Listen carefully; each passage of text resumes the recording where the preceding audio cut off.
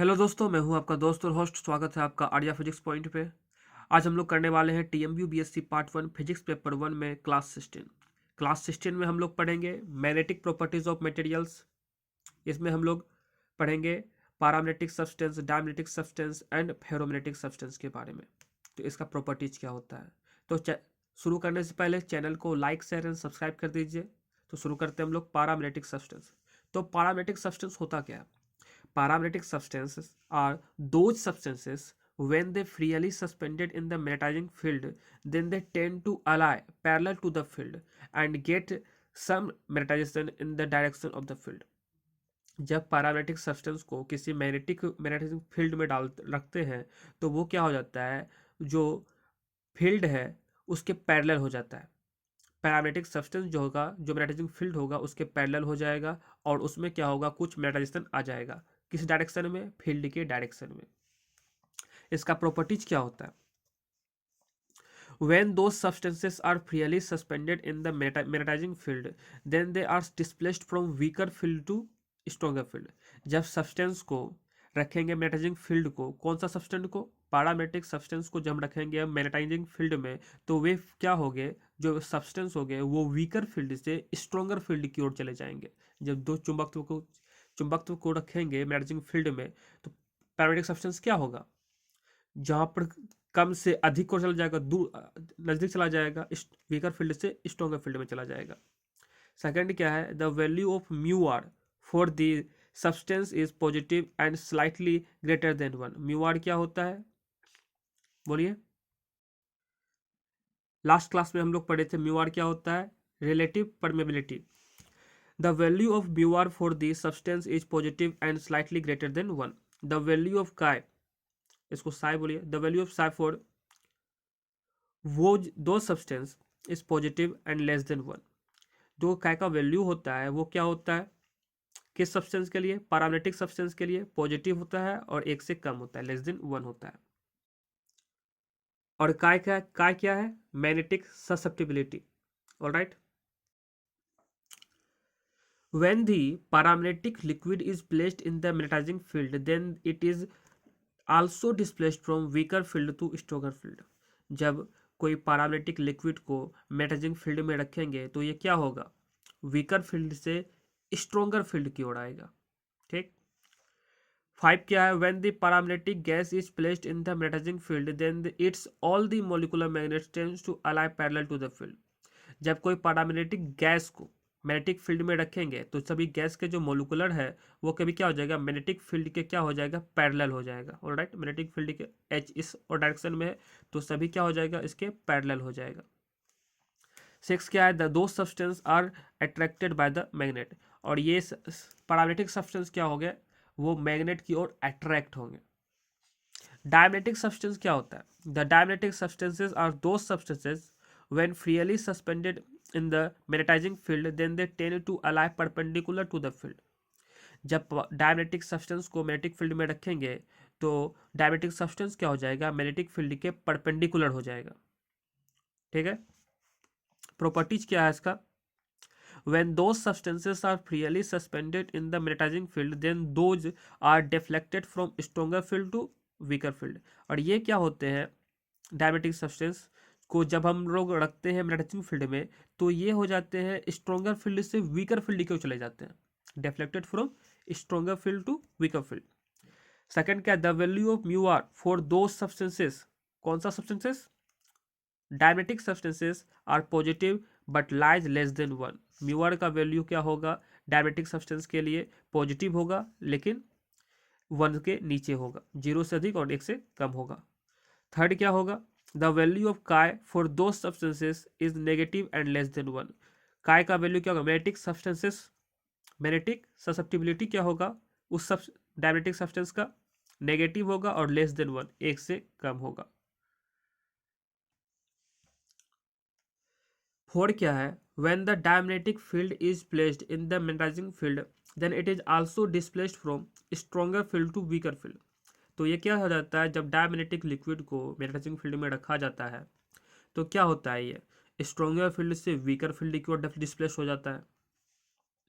When the diamagnetic gas is placed in the magnetizing field, then it's all the molecular magnets tend to lie perpendicular to the field. जब diamagnetic gas को magnetising field में रखेंगे तो ये gas का जितना भी molecular होगा वो क्या हो जाएगा, पर मैग्नेटाइजिंग फील्ड के परपेंडिकुलर डायरेक्शन में हो जाएगा।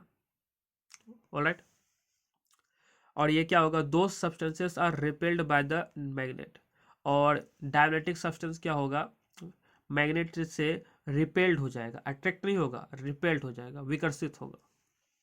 फेरोमैग्नेटिक सब्सटेंस क्या होता है, the ferromagnetic substance are those substance which get the magnetism in the direction of the field when those are placed parallel to the field. Ferromagnetic substance क्या होता है, ये मैग्नेटिज्म उस डायरेक्शन में किस मैग्नेटिज्म फील्ड के डायरेक्शन में होता है जब फेरोमैग्नेटिक सब्सटेंस को फील्ड के पैरेलल डायरेक्शन में रखा जाता है, when those are placed parallel to the field. इसका प्रॉपर्टीज क्या होता है, the ferromagnetic substances have all the properties of paramagnetic substance. Ferromagnetic substance का प्रॉपर्टी जो होता है पैरामैग्नेटिक सब्सटेंस के जैसा ही होता है, लेकिन इसका म्यू आर का वैल्यू जो होता है, value of mu R for those substances is positive and much greater than 1 होता है। और फेरोमैग्नेटिक सब्सटेंस का जो होता है म्यू आर का वैल्यू वो क्या होता है, पॉजिटिव, लेकिन 1 से बहुत अधिक बड़ा होता है, ज़्यादा होता है। थर्ड क्या है, द वैल्यू ऑफ काय for substance is positive and much greater than 1। काय का वैल्यू भी क्या होता है, पॉजिटिव होता है और ग्रेटर देन 1 होता है। क्यूरीज लॉ, क्यूरीज लॉ होता क्या है, क्यूरीज लॉ इंपॉर्टेंट है, इसमें हम पढ़ेंगे पैरामैग्नेटिक सब्सटेंस, फेरोमैग्नेटिक सब्सटेंस और डायमैग्नेटिक सब्सटेंस के लिए।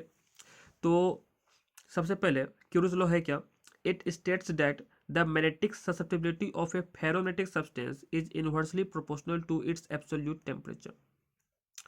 क्यूरीज लॉ के लिए क्या कहता क्या है, it states that the magnetic susceptibility of a ferromagnetic substance is inversely proportional to its absolute temperature। absolute temperature के क्या होता है, inversely proportional होता है क्या, magnetic susceptibility of a ferromagnetic substance। इस रूल को कहते हैं क्यूरीज लॉ। आगे हम इस पे क्या कहते हैं, क्यूरीज लॉ पे डायमैग्नेटिक सब्सटेंस के लिए भी पढ़ेंगे और पैरामैग्नेटिक सब्सटेंस के लिए भी पढ़ेंगे, लेकिन ये क्यूरीज लॉ किस पॉइंट के लिए है, it states that the magnetic susceptibility of a ferromagnetic substance is inversely proportional to its absolute temperature, that is chi is inversely proportional to 1 chi is inversely proportional to T, और chi is directly proportional to 1/t।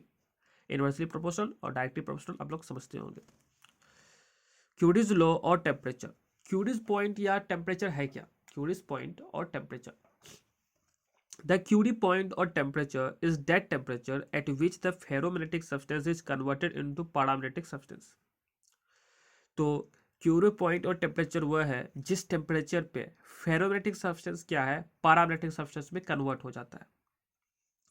अब coupling acting on a magnet placed in a uniform magnetic field, uniform magnetic field में जब किसी magnet को placed करेंगे, the moment of a couple acting on the magnet equal to क्या हो जाएगा, mh into SP हो जाएगा। एसपी क्या है, कपलिंग का क्या है, द मोमेंट ऑफ कपलिंग का डिस्टेंस एसपी, और mh क्या हो गया, मैग्नेटिक मोमेंट। दो ये mh इंटू 12 साइन थीटा हो जाएगा sp का वैल्यू, कैसे, in triangle NSP, in triangle LSP sine theta equal to क्या हो जाएगा, sp बाय ns, तो sp इक्वल टू क्या हो जाएगा, ns साइन थीटा। तो sp ns कितना है मेरे पास, ns का लंबाई है 12, तो sp बराबर कितना हो गया 12 साइन थीटा। तो the moment of the couple acting on the magnet क्या हो जाएगा, 2mlh साइन थीटा। ये 2m1 को हम लोग क्या मान लिए, mh sine theta, where m equal to 2ml, इसको लोग क्या कहते हैं, इस m को कहते हैं magnetic moment of the magnet. अब work done on a magnet it rotating it through an angle theta, जब theta work done on a magnet, जब इसको रोटेट करेंगे एंगल थीटा के थ्रू, तो if a magnet of magnetic moment m is inclined at an angle theta with the direction of the magnetic field h, then the moment of the couple acting on the magnet is given by, क्या हो जाएगा, torque equal to M S sine theta, जो हम लोग अभी निकाले, torque क्या निकाले, M S sine theta. Now the work done on the magnet in rotating it through an angle d theta is given by. अब कितना कार्य होगा जब इसको डी थीटा में रोटेट करेंगे, तो डी डब्ल्यू हो जाएगा torque into D theta. Torque का वैल्यू क्या निकाले हैं, एम एस साइन थीटा, तो डी डब्ल्यू इक्वल टू क्या हो गया, M S sine theta into D theta using equation 1, क्योंकि डब्ल्यू इक्वल टू क्या होता है, एफ एस होता है, फोर्स इंटू डिस्टेंस, डिस्टेंस कितना कर रहे हैं, डी थीटा, फोर्स टॉर्क है। तो hence the work done on a magnet in rotating it through an angle theta is given by W बराबर क्या हो जाएगा, D W, integration of D W equal to W, इसको zero से theta angle पे कर रहे हैं, तो M S sine theta D theta integration from zero to theta, तो ये क्या हो जाएगा, साइन थीटा का minus cos theta, zero to theta करेंगे तो कितना हो जाएगा, M H cos zero minus cos theta, तो M H equal to cos zero का वैल्यू 1 होता है, M H into 1 minus cos theta, W equal to M H 1 minus cos theta. ये निकल गया क्या, work done on a magnet in rotating it through an angle theta. तो एक magnet को जब थीटा एंगल के रोटेट करेंगे, थ्रू रोटेट करेंगे, तो कितना कार्य होगा, डब्ल्यू इक्वल टू कितना होगा, M H 1 minus cos theta. Solid angle, आप लोग सॉलिड एंगल के बारे में पढ़ चुके होंगे। तो सॉलिड एंगल होता क्या है, सरफेस एरिया बाय रेडियस का square. Solid angle equal to होता है सरफेस एरिया बाय रेडियस का square. When R equal to 1 ले लें, रेडियस इक्वल टू 1 ले लें, तो सॉलिड एंगल क्या होगा, सरफेस एरिया के इक्वल हो जाएगा। The total solid angle at any point is, जब आर इक्वल टू 1 होगा तो ओमेगा इक्वल टू क्या होगा, 4 pi R square by R square. Surface area 4 pi R square हो जाएगा स्फीयर का, और क्या रेडियस कितना है आर, तो R square, R square cancel हो जाए, तो ओमेगा इक्वल टू क्या हो जाएगा, 4 pi. Thickness of the ring C D E F क्या हो जाएगा, arc of C D. Figure ठीक से देखिए, thickness of the ring C D E F कितना हो जाएगा, आर्क ऑफ सी डी के इक्वल हो जाएगा। आर्क ऑफ सी डी कितना निकलेगा, आर इंटू डी थीटा निकलेगा। रेडियस ऑफ द रिंग कितना निकलेगा, ये radius of the ring D के इक्वल होगा, और डी के कितना निकल जाएगा, आर साइन थीटा निकल जाएगा। कैसे, जब theta equal to L by R होगा तो डी थीटा इक्वल टू क्या हो जाएगा, सी डी बाय आर। तो सी डी इक्वल टू सबसे पहले आर थीटा निकल गया, तो इन ट्राइंगल ओ डी के में निकालते हैं, साइन थीटा इक्वल टू कितना निकल जाता है, डी के बाय आर, तो डी के इक्वल टू क्या निकल जाएगा, आर साइन थीटा। तो रेडियस ऑफ द रिंग कितना निकल गया, आर साइन थीटा, और थिकनेस ऑफ द रिंग कितना निकल गया, R theta. Circumference of the ring कितना निकल जाएगा, 2 पाई इंटू डी के, और डी के का वैल्यू कितना निकला है, आर साइन थीटा, तो 2 पाई आर साइन थीटा। तो एरिया ऑफ द रिंग कितना निकल जाएगा, हम लोग थिकनेस निकाले, रेडियस निकाले, सरकमफेरेंस निकाले, अब एरिया निकालते हैं। एरिया निकल जाएगा सरकमफेरेंस इंटू थिकनेस। सरकमफेरेंस है 2 पाई आर साइन थीटा, और थिकनेस कितना है, आर थीटा, तो कितना हो गया, 2 pi R square sine theta into D theta. Hence the solid angle in between the angle theta and theta plus D theta is, theta plus D theta is कितना हो जाएगा, D omega equal to 2 pi R square sine theta by D theta, sine theta into D theta by R square cancel, तो D omega कितना निकल गया, 2 pi sine theta into D theta. Solid angle, तो इसमें हमको इसका solid angle निकालना था। सॉलिड एंगल बराबर होता क्या है, सरफेस एरिया बाय रेडियस का स्क्वायर। सेम वही करें यहाँ पर, surface area 2 pi R square sine theta into theta निकाले, और इसका कितना था, रेडियस आर स्क्वायर था, तो इसका d omega solid angle between the angle theta and theta plus D theta कितना निकल गया, d omega equal to 2 pi sine theta into D theta. Maximum value of theta कितना है, 180 डिग्री, और minimum value of theta कितना निकल जाएगा, 0 degree.